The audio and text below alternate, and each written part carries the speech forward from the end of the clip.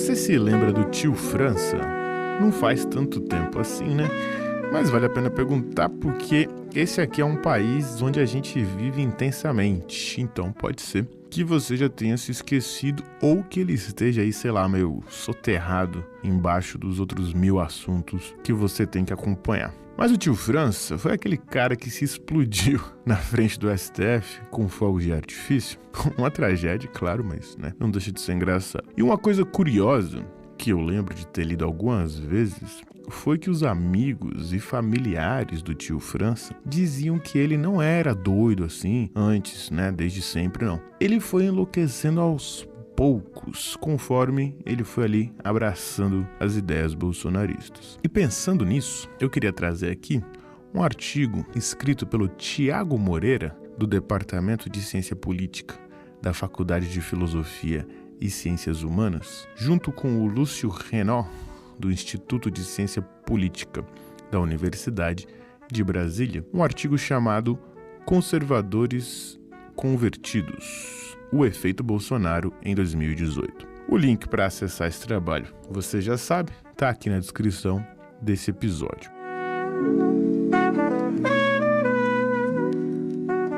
Muito bem, o texto ele fala sobre como a ideologia e o voto se relacionaram nas eleições de 2018 no Brasil, focando no caso do Bolsonaro. O argumento central é que o Bolsonaro não só atraiu quem já era conservador, mas também acabou influenciando pessoas que no começo não concordavam tanto assim com ele. E mais do que isso, essa troca do eleitor que passou a votar no Bolsonaro influenciou a maneira como esse mesmo eleitor se manifestava a respeito de temas como aborto, segurança pública, homossexualidade e coisas do tipo. Todo mundo sabe, a gente já cansou de falar disso, que o Bolsonaro conseguiu, lá em 2018, tomar para si aquele eleitorado de direita órfão de um candidato realmente competitivo. E a gente já falou aqui antes sobre como 2018 foi uma catástrofe para o PSDB, para o PMDB e para a direita moderada de forma geral. Mas para além disso, o artigo diz que essas duas coisas aconteceram ao mesmo tempo, ou seja,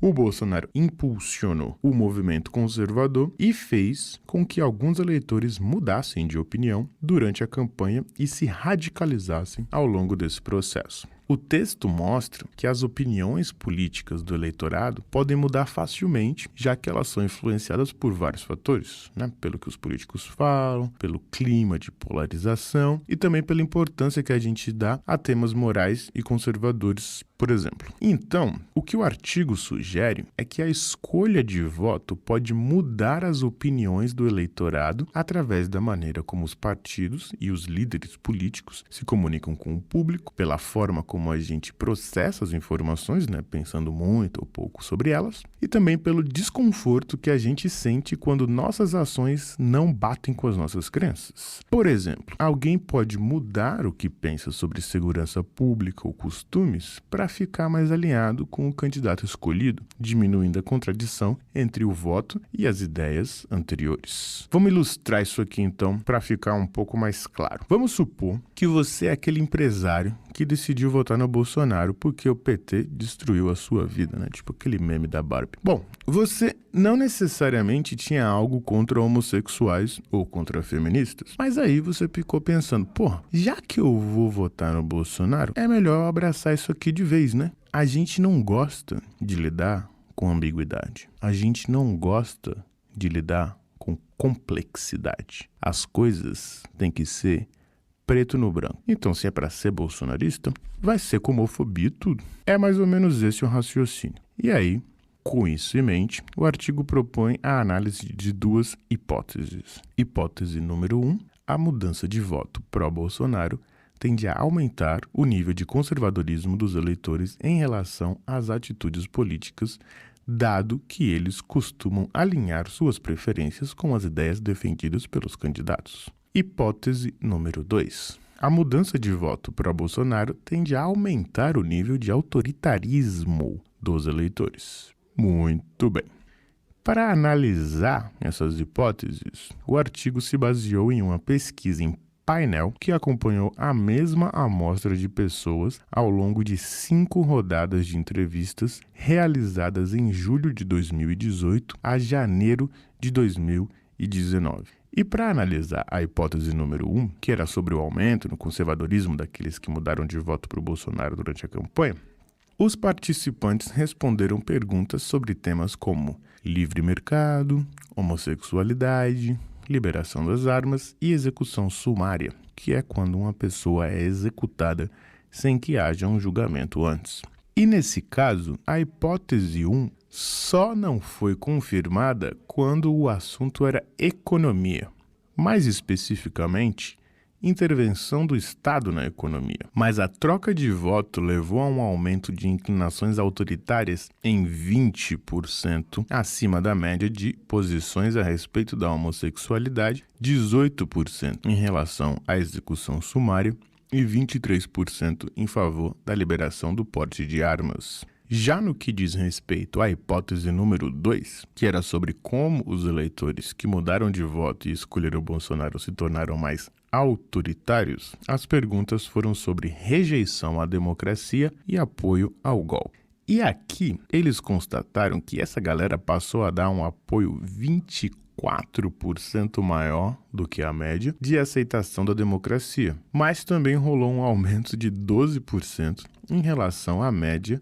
quanto ao apoio a um golpe militar. Isso pode parecer paradoxal, e eu acho que é mesmo, mas tem uma explicação que deixa isso tudo menos complicado do que parece. A gente já falou aqui antes, no episódio chamado Bolsonarismo e Democracia, sobre como a visão dos bolsonaristas em relação ao regime democrático é uma coisa assim meio, no mínimo, peculiar. E entre as esquisitices que eles têm como esse assunto, tá essa tendência em apoiar a democracia quando o candidato favorito deles ganha e rejeitar a mesma democracia quando o candidato deles perde. Em 2018, o Bolsonaro ganhou a eleição e essa pesquisa que o artigo usa como base acabou em janeiro de 2019. Ou seja, os bolsonaristas estavam tudo felizes da vida com o sistema democrático. Eles não queriam mais saber de outra coisa. Eu duvido muito que o resultado teria sido o mesmo em janeiro de 2023. Até porque, em janeiro de 2023, os bolsonaristas estavam quebrando tudo lá em Brasília, invadindo o STF e pedindo a cabeça do Xandão. Mas os próprios autores do artigo apresentam também alguns pontos interessantes sobre essa esquisitice aí do apoio à democracia. Eles citam que os estudiosos do assunto apresentam 2 explicações principais para essas contradições que a gente observa. A primeira mostra que é complicado, na verdade, a gente medir quanto alguém realmente apoia a democracia. Porque a galera tende a ser meio contraditório, né? Tipo, as pessoas dizem que gostam da democracia em teoria, só que elas acabam aceitando atitudes autoritárias na vida real. Esses são os democratas com adjetivos, que é uma definição do Andreas Schedler e do Rodolfo Sassfield, 2 autores mencionados nesse artigo. Complementando esse ponto de vista, um outro autor, o J.D. Bryan, nota que cada um acaba entendendo a democracia do seu jeito, adaptando o conceito aos seus políticos favoritos e ao partido que prefere. Ou seja, o que é bom para mim é democracia, mas se deixa de ser bom para mim, ou pior ainda, se for bom para quem eu odeio, aí não. Aí só pode ser autoritarismo mesmo. É uma observação que tem tudo a ver com o bolsonarismo, né? Os bolsonaristas juram que desde janeiro de 2023 o Brasil vive uma ditadura. Mesmo que eles tenham direito a se manifestar publicamente, mesmo que os deputados eleitos por eles estejam exercendo seus mandatos tranquilamente, mesmo que eles possam criticar o governo abertamente, até com fake news, né, se precisar. Enfim, mesmo com tudo isso, eles estão absolutamente convencidos de que o Brasil deixou de ser uma democracia quando o Bolsonaro deixou a presidência. A segunda explicação, que vem da Molly J. Cohen, em um artigo publicado com outros colaboradores, fala de como as eleições afetam diferentemente quem ganha e quem perde. Os vencedores ficam mais animados com a democracia, enquanto os perdedores ficam mais descontentes. Ou seja, é exatamente aquilo que a gente tinha comentado antes, que a gente já tinha visto no artigo chamado Democratas, mas nem tanto, que foi escrito pelo Gabriel Ávila Casalec, junto com o Daniel Leonel Rocha e o Felipe Faed. Dá uma olhada lá se você ainda não ouviu. Repetindo, o episódio se chama Bolsonarismo e Democracia. Muito bem. No fim, o texto mostra que Bolsonaro conseguiu mudar bastante o jeito como os eleitores pensam e que a mudança de voto em favor do Bolsonaro foi suficiente para fazer os cidadãos concordarem mais com as ideias dele, mostrando que existe um caminho contrário entre como se vota e o que se pensa politicamente. E por que um caminho contrário? Bem, porque a gente se acostumou a pensar que primeiro a gente define nossos valores, nossas crenças, nossas convicções e que, a partir disso, a gente desenvolve nossas preferências políticas e, com isso, a gente escolhe nossos candidatos favoritos. Mas esse artigo mostra que pode não ser bem assim, né? Pode ser que a gente crie uma identificação com um determinado candidato e que, a partir daí, a gente começa a alterar a maneira como a gente se manifesta a respeito de determinados temas. É isso, minha gente. Eu fico por aqui. Um abraço.